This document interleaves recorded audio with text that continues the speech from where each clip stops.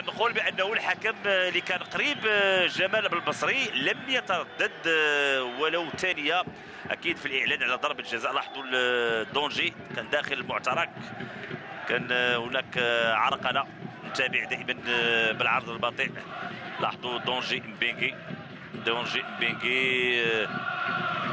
يعني كان هناك احتكاك مع اللاعب خالد الصاروخ. دونجي مبينغي كنتابعوا الرجل اليمنى ديال اللاعب خالد، وبالتالي الحكم اكيد كان قريب من العمليه، واكيد كتبقى له السلطه التقديريه على مستوى ضربات الجزاء، وبالتالي يعلن عن ضربه جزاء لفائده فريق اولمبيك خريبكا. يوسف عقادي اكيد اللي خلال اللقاء الماضي امام سيري واتزم كان هناك ضربه جزاء وترجمها بنجاح يوسف عقادي. العميد من جديد هو اللي كياخذ اكيد المسؤوليه ديال تنفيذ هذه ضربه الجزاء من اجل تسجيل هدف ديال التعادل لفائده فريق اولمبيك خريبكا.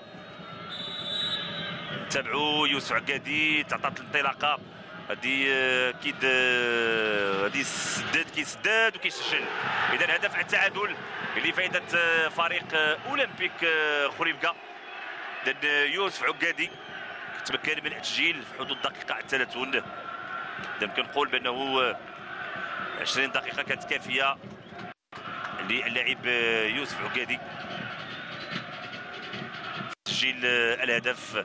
تابعوا من نقطه الجزاء، وبالتالي المباراه تنطلق من جديد. تابعوا اكيد رضا التكناوتي مشى للجهه اليمنى والكره في الجهه اليسرى. العميد يوسف عقادي واحد من ابرز اكيد اللاعبين لفريق اولمبيك